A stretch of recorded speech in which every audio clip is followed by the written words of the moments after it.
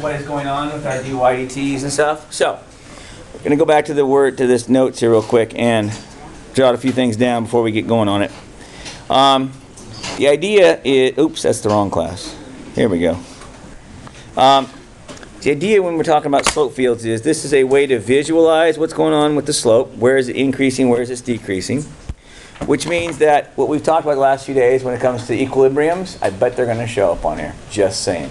And equilibriums have zero slopes, so we're going to see some spikes show on there. Sometimes some of them won't have any of this, so there's probably no equilibriums for them guys. Okay. Now, interesting to note. When we're talking, I almost forgot to put my thing in here. Q, slope fields. Now, later on, we'll actually, when we start talking about systems of equations, we'll actually have what are called phase plane portraits. And you're like, what? Exactly. But here's the idea. Here, when we have it on this one, we're going to have our y here and our t here, right? So we've got a dy dt. And what we're graphing is we're actually graphing the slopes at any point, y and t. Okay? So, for instance, if we had dy dt was equal to t plus y, for instance, just made that up. So what would the slope be here at 1, 1? Well, the slope would be 2. Yes? So we would come over here to 1, 1, and we draw in a little line that is 1 unit long, and we will make it with a slope of 2. Or whatever. Okay? And then if I come up here to some other random point, like 3, 5 or something, okay, obviously like so, then of course we'd have a slope of 8. So, steeper. Okay? Now the only idea here is that, as you see on this piece of paper I gave you, some machine has done a whole bunch of them. This would take obviously a long time to do by hand. Indeed. Now, in this case here, what about at negative 1, 1? Negative 1, 1 would have a 0 slope, for instance. Okay, so a little flat line there. Okay, but whatever. So, the idea here is it's just a graphic way of representing what the slopes are at any given point in time. Okay? Now, as you know, some of them might look more like this. Some of them might look more like, dp dt, some kp. Meaning it only depends on this, just p, right? So, when I look at this, here's p, here's t. What about the point 1, 2, Mr. Groom? Well, okay, what about it? Okay, well the slope, let's actually put a number here, 0.2 or something, I don't know, whatever. So at that point, the slope would be, 0.4, right? Because it has nothing to do with the t value, yes? As a matter of fact, anywhere along this line would have a slope of 0.4, yes? So it would just be like this, all the way across, because anywhere, well, that's kind of steep, I guess. These would be the same slopes all the way across, because all the way across there, the y's are the same, right? Then you move up one, and obviously they get steeper, yes, in this case. And when you get down to 0, obviously, if there's nobody, well, we know this is an exponential growth problem. So if you start off with 0 people, you still have 0 people.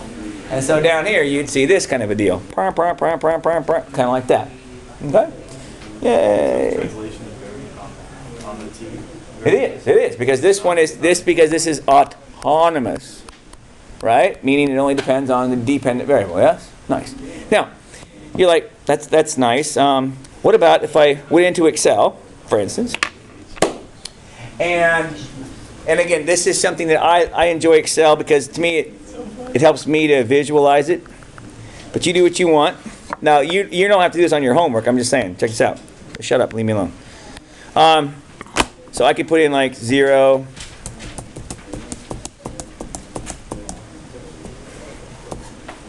whatever, and then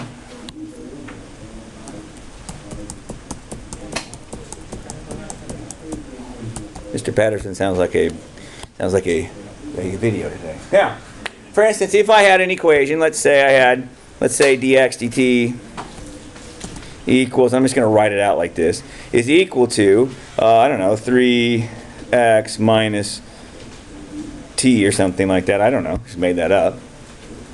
Then I could find the slope at any point. Now, I'm just going to assume this top one's x. It doesn't make any difference to me, okay? It's just up to you. But what I could do is I could actually do something like this, and I could see what those little slopes would be by simply doing this. Equals. And I would do 3 times x. Now, be careful. I want that to stay in this top row, yes? because I want my x's to change. I want them to go this way. So I'm going to put a dollar sign between them. Now this is just so that you can see what I'm doing here. Again, any idiot can run through and actually do the calculations, right? But I want to click and drag. That makes me happy. You will get very good at Excel by the time we're done this year, I promise you. And then minus that fella, but I want to stay in column A, so I put a dollar sign in front of the A. Boom. And then just click and drag. Click and drag. Whee! Boom. And those are what the slopes would be at any place on that graph, right? So if this is the point, for instance, this is the point 2, 7 right here, the slope would be -1 at that point. Okay? That's all. That's whatever. Now, again, we have better ways of doing it now. When I was a kid, it was weird. So like, they would draw these in a book and you're supposed to copy it. How? That's a good question. Okay. We have better ways of doing it now. So I'm going to show you the little app that I used to make these with last night. Okay. But what I really want to do is, well, what does this tell me? So for instance, were you going to say something, Brandon? So for instance, on this deal here, clearly we've got slopes here at, let's say about what is that, 1 3/4 or so, and about 1.5 or something. There's a 0 slope right there. Notice I did not include the equation on this fellow. I did it on purpose because I don't need it. Okay? But what I do know is this. If I started at some initial point, for instance, right there. Screw that. I'm not answering that. Okay. Yeah, don't ever do that. She got all pissed at me last year for that. I don't know why, but she did. Okay? So 0, 1. If this is my initial condition, that's another way of saying, y of 0 is 1, right? Right? Well, what if I started here? Well, look at the slope. The slope starts off downward, yes? So I'd start headed downwards. But now, as soon as I went downwards, what has changed? Well, my x's and y's have changed now, yes? So the slope has also changed. So as I'm heading this direction, downward, it looks like I'm headed toward this flat spot, yes? So what's going to happen? It's going to kind of peter off a little bit, right? And then as it comes down, it kind of peters off like so, kind of like so. Then what's going to happen? Well, then it's going to tend to want to come up again a little bit, maybe. Okay, again, these are sketches. And kind of want to, maybe kind of follow this general direction, maybe something along those lines. Okay? So what we can do is kind of use these to use an approximate values. So for instance, what is y of 3 approximately going to be? 2.5-ish.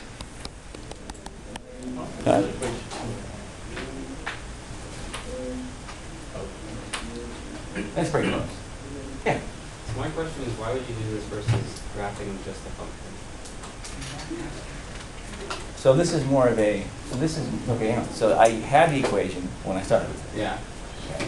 But this is a way to visualize how things are happening. Notice that the same basic procedures are happening. They're happening differently at different places, yes?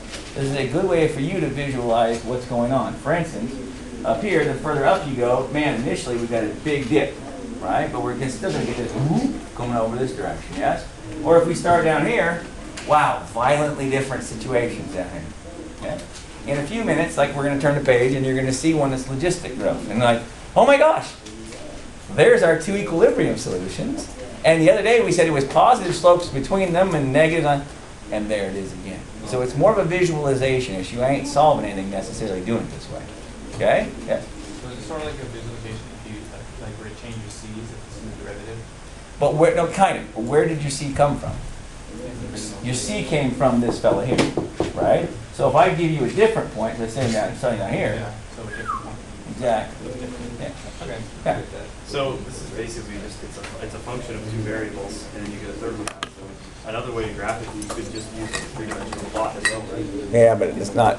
You're not. Yeah, well, they won't tell you the same thing, per se. This is a better way of looking at it. We want to know how it's increasing over time, right? Yeah. So along that curve, there's all the 0 lines, right? Yeah. Well, so again, so as I come down to this 0, why is it 0? Yeah, why is it all along that curve? I know, right? Because, check it out. This is approximately like something like, for instance, a half or something maybe-ish. It feels like it might be kind of like x minus y going on. So like wherever x is equal to y, you'd have a 0 slope. So I didn't pay attention to what this graph was when I put it on. I cut them off. Because I didn't want you to know because that's not important to me on this problem.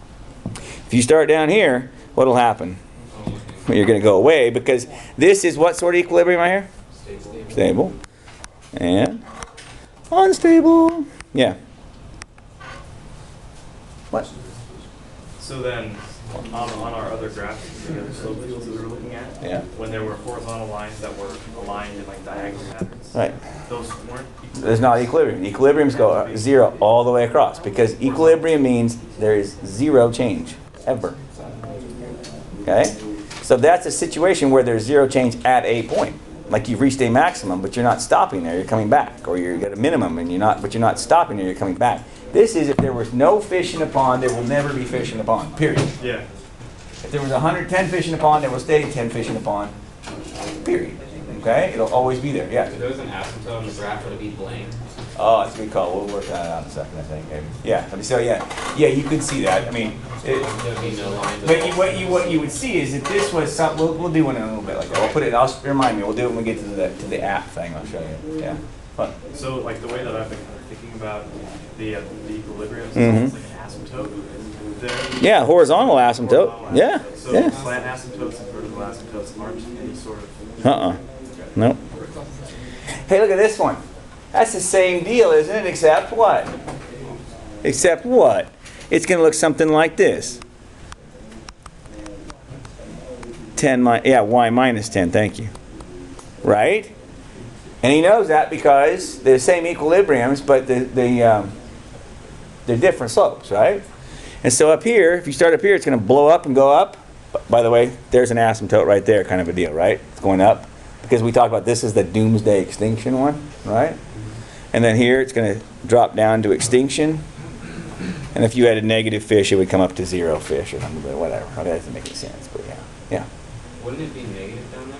Because if you had -1 there. Negative 1 is your negative. That's positive slope. Yeah, no, that would be negative. Negative times negative Yeah. positive. Yeah, okay. Assuming k is positive, of course. Okay? This one has an equation.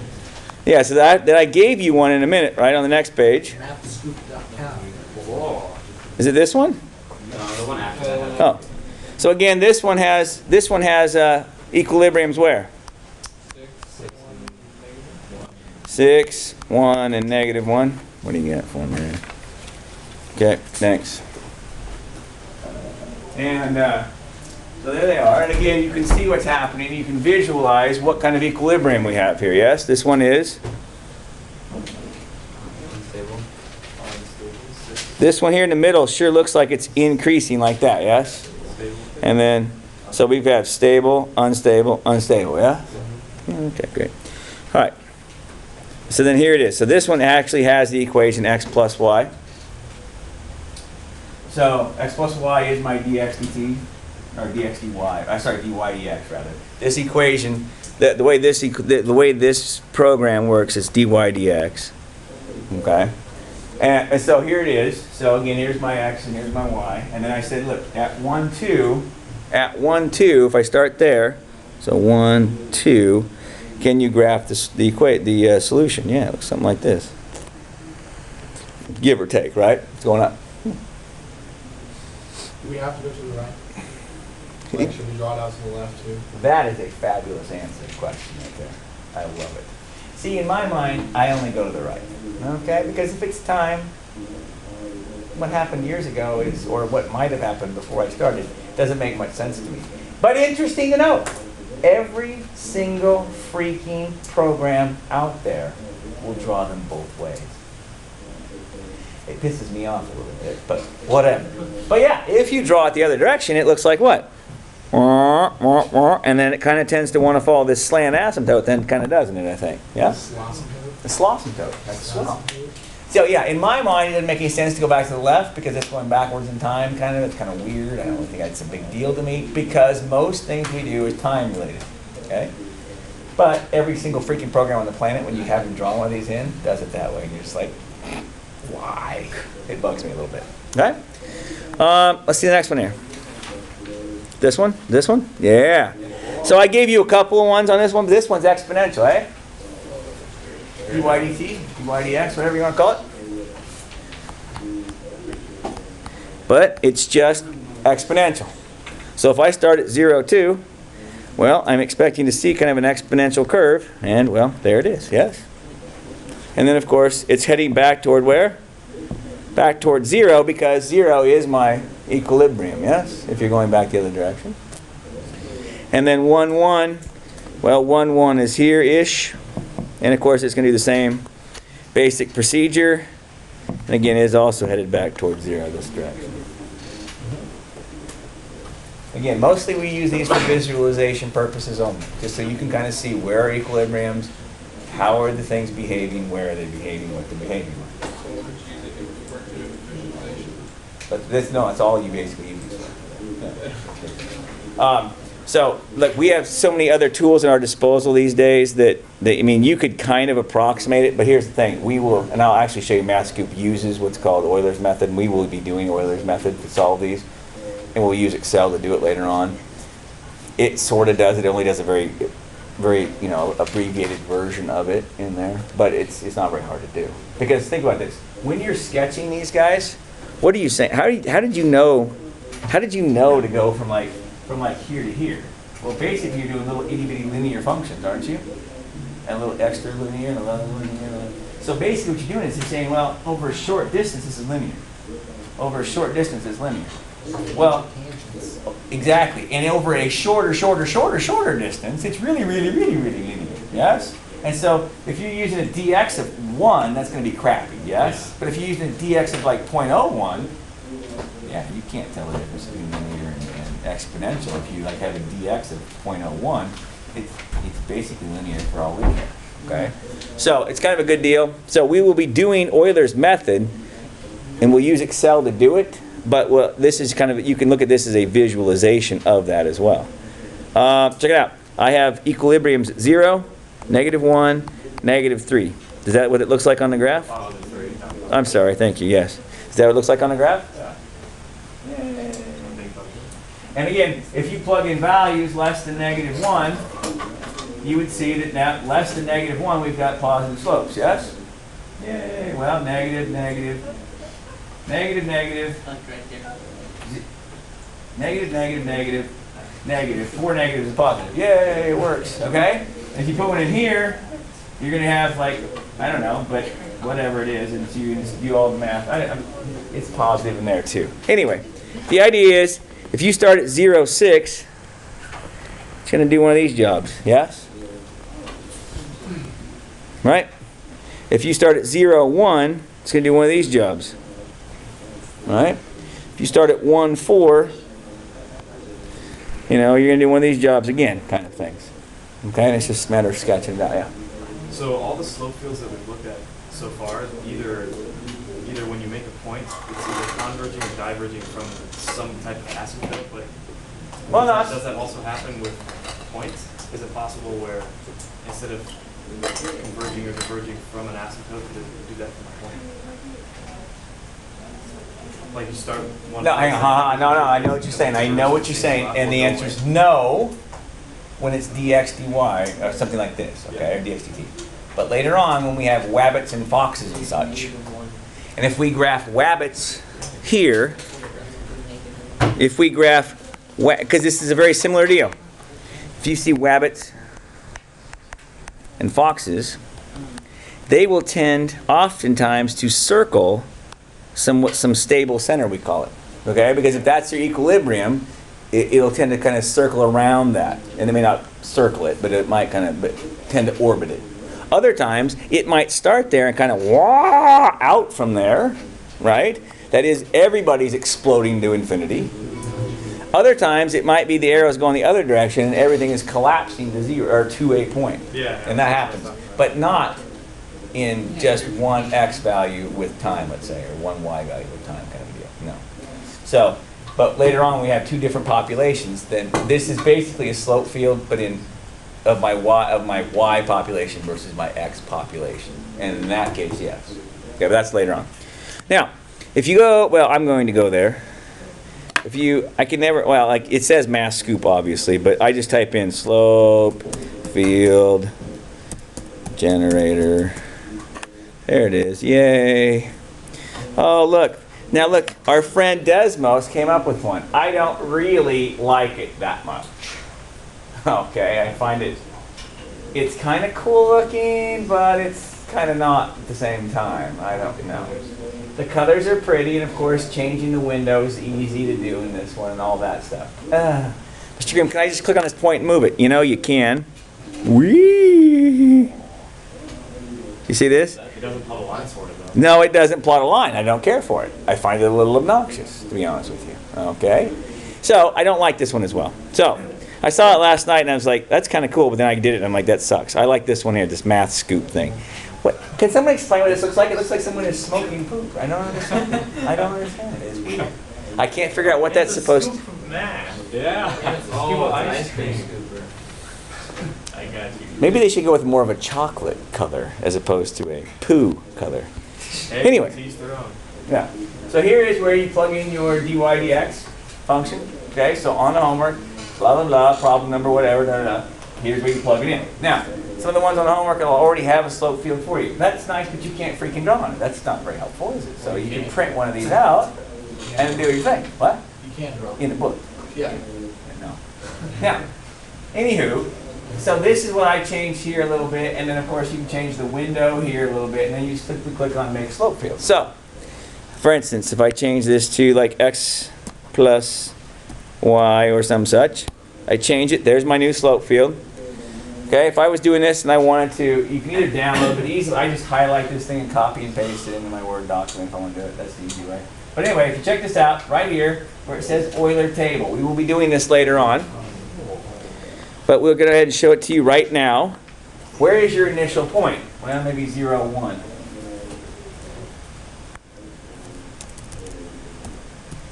Okay. And you could tell it what to count by. You want to go by 0.2. We'll work with this a little bit later on. But if you hit make slope field now, it'll actually draw in the solution. Okay, which is in essence what we were doing. Okay? Now this one just made a liar out of me because it didn't go back to the direction. It usually does. Okay, but whatever. Now, also, take out your calculator, 89. Oh yeah. If I can find my freaking... Jacob has a stupid calculator.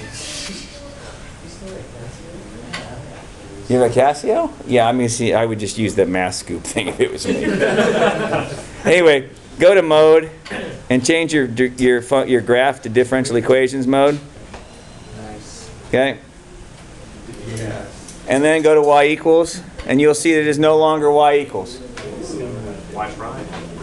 So it's y1 prime. This is a big freaking deal. y1 prime. Don't forget that. That's weird. Now, it's a function of t, yes? That's kind of a big deal too. So when you plug in your function, like for instance, if we did x plus y, we wouldn't do x plus y. We would do t plus y1. Don't forget the 1, because it's y1, not y2. Hit enter. Okay? And now if you hit graph, well, assuming that you have a decent window, Ooh, got a slope. what? It's pretty good too. Now, of course, you change your window, do your whole thing, no big deal. Okay? Huh? You figure it out? Now, Donovan goes, but Mr. Grimm, can we graph a point here too? Yes, Donovan. So up here where it says t naught equals 0, just type in t naught equals 1. So, but here's the deal.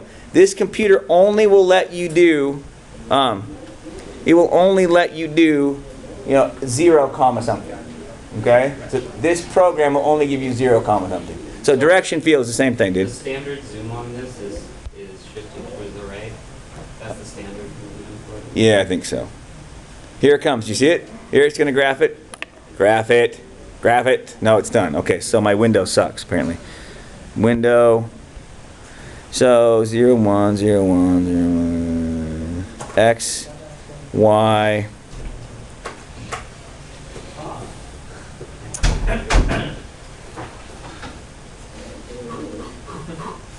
Why isn't that showing up? Go back over here. He hasn't expired. Does that say Y high? Yes. Oh, wait. No, I see the problem. Wait, I see the problem. Darn it, I see the problem. Never mind. Go back. Go back. Thank you. It's not there, you idiot. put t0 back to 0. There it is. So there it is. So put that back to 0. And then come down here. You see where it says yi1? That's where you put in the 1. Why Sorry. did you win? What? Why did you win? Why? Oh, I see. won? Ah. Yeah. Anyway, if you do that, the graph should show up this time, right? Oh, wow. There we go. There she goes. Chugging away. It went left on mine. It's going back left in a second. Watch it. Here it goes. It'll go back left at the end. It always goes right first and then back left. Oh, there it goes. That takes like forever though. It does, because this process is really freaking slow. There, there we go. There she goes. I did it. Mine literally. You good? I need to get myself one of these things. You know, 89 are great, but I don't know. If it was me, I didn't have one. I didn't use that's my math. No, not of this. Oh, yeah.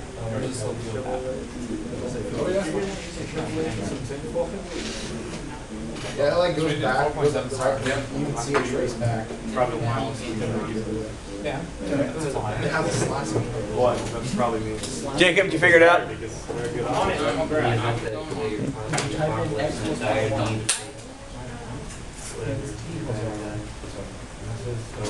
You won't grab it at all. Let's see. I had another idea. Or maybe, no, maybe that's the start. No, you try to 0, 1. Enter something. See how it says x1 and y1 down there? Go back. No, you're fine. See how it says x1 and y1? It says I'm going to use x over here. Nothing. There it goes. Ah! So you got to figure out how to talk to this thing. Graph t squared Yeah, what's up? So, minus 3. is it possible to have a slope field that has an asymptote that's curved? Because I know you can create equations that have like a curved asymptote. That's a little tricky, I guess. Yeah, different things you can have. But hey, check it out. So on the homework tonight, Yeah. you see some of the, already have them here, right? That's great. Right. And, you know, draw them out, sketch them out, whatever. Okay, here's what I would do. Just, I would draw this thing like on my computer, whatever. I'd like type in the word and print it out, maybe even straight through it. Because to me, that's, you know, trying to like sketch this, it ain't gonna work for me. And like you can make a photocopy if you want to or something, but that's the way to do it, all right? So then, yeah, or whatever. I don't really care as long as it makes you happy. But that's Snapchat it to yourself and then with a filter and the whole bit. Anyway, then on the second page, you'll notice they give you some equations and then some slope fields to match up with it. Okay. And so some things to think about that is if you, when you're doing that page, I would highly recommend that you, right? So up here somewhere, before we actually did it at all, up here, I see this one and I think to myself, okay, well, I've got zeros pretty much running along this axis here, yes? This y equals x. Okay, so when I see those equations, I'm going to find one of those equations where I have something like x minus y or something, right? So that I get zeros, because that's obviously what had to have happened, okay? And I look for those things. And the ones down here at the bottom where you saw we had, like these guys here where you see we have equilibriums, right? So if you see an equilibrium at 6, you know it's got to look like this or like this, right? One or the other of them. So you're looking for that in the equation, okay? So how to match them up, okay? So I think the first 3 or 4 they ask you to draw them, and then later on they ask you to kind of match them up with what it is. Most of the thing we're going to talk about when we put up slope fields is it's just a quick way of visualizing how this function's behaving, okay? Where are their equilibriums? Where is it increasing? Where is it decreasing? Which we've been talking about all along, yes? We've been saying there are positive slopes here, there are negative slopes here. Same thing, and there's where equilibriums are. These are negative slopes, but this is a deal where you can actually kind of envision how fast it's happening. Now obviously if k was smaller, what would happen to the slopes in there? It would be flatter, it would be stretched out, yes? It would be more like this, but the same principle would happen, yeah. So, I just don't get how you can tell the difference between like ky of 10 minus y versus ky of like y minus 10. I know, right? So on this one here, so we clearly know we have right there at 0 and 10 we have equilibriums. So then the question then becomes this: if I were to write it like so, okay, then and again we assume. So if we're assuming k is positive, yes. Okay. Well then here's a point down here: 0, -4, yes. Or you put in any number you want to, right? But again, since it's just y, if I plug in negative 4, that's going to be a negative times a negative. I'll just write a negative. And a negative times a negative is a positive. So in other words, we have positive slopes down here. That's what we've been doing. Okay? And then up here, well, if I put a number up in here, so let's say 0, 6, for instance. Okay? Well, if I put a 6 here, again, that's positive. This is negative, so we'll have negative slopes in here. Okay, well, that matches up. Okay? And then up here, if you put in 13, positive, positive, positive slopes, that matches up. That doesn't match up on this one. Well, where's the other one at? Here. That wouldn't match up here, right? Because here you did, oh, that's not right. So the only difference is, we do 10 minus y or y minus 10. Okay? That's it. That's all. And so just kind of keep that in mind as you're going along. Me personally, I like to check the origin. That's a dead giveaway. Anytime I see like that line y equals x with zeros, that's a dead giveaway. I got to have an x minus y or y minus x or whatever. You know, if I see equilibriums at 6, I know I got y equals 6 or y minus 6 on there somewhere, or 6 minus y. But again, you've given 3 or 4, 5 or 6 equations up here to find, right? 2 of them probably have y minus 6 or 6 minus y in them. So just check the one, see if it jives with what the thing's saying. If it isn't that one, it's probably the other. Okay? But again, mostly a visualization thing. Okay? And again, this is what we've been doing all along. This is where the function's increasing, this is where it's decreasing, here's where our equilibriums are. This is just a more detailed version than putting pluses and minuses, right? But to me, that's my favorite way of doing it. I start off, I go, hey, these are my zeros, equilibrium slopes, okay? And then this is just how you can visualize it. By the way, if I told you that y, 0, 9 was my initial condition, and I said to you, all right, what's happening there? Well, what happens as time goes to infinity? My population is 1 to 0. Nice. But whereas if I started at 11, of course, it's headed off and it's taken off to infinity, right? Because it's an extinction explosion, right? And so when you do those, and again, you don't need to know that that's that one right now, but what I do need to know is, look, I got one at 0 and one at 10, so it has to be somewhat of this format to pull that off. Okay? Again, assuming k is positive. If k was negative, which is weird, okay, you wouldn't have that in that situation. But if it was, then obviously, flip that business around. Okay. So I don't care which of these things you use, and if you go online and find a better slope field generator than this one, knock yourself out. Okay, this is just one that I happen to use every year. It's pretty easy to do. If you scroll down a ways, it has the Euler Table right there. Okay, we will do this in Excel later on, but check it out. If you start at 0, 1, okay, well, what was our equation here? Our equation was it x plus y, right? So think about this for a minute. If I do that, so if I start out at t, or no, as x plus y, I'll do x plus y. If this is dx, or dy dx rather. If I start at 0, 1, okay, but we said that this problem here, if you were paying attention, it said that dx was 0.2, yes? Right? So we know that our slope is equal to 1, yes? Because 0 plus 1 is 1, right? So our slope is 1. But what's another way of saying slope? Well, it's change in y over change in x, yes? But we know that the delta x is what?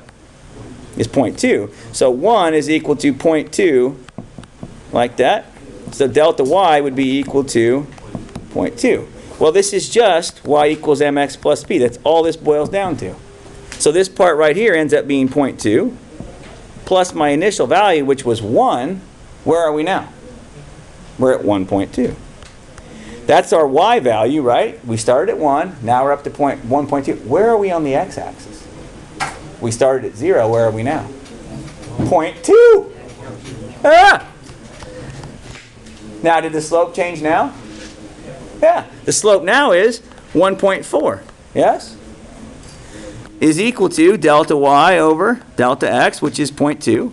So then 0.2 times that is 0.28, I believe. Is that right? That sounds right. Okay? So what am I going to do with that? I'm going to add that on to the previous y value, yes? So where am I at now? Like 1.48 and 0.4. And you can see how any idiot could do this, but this is a job for a computer. Okay?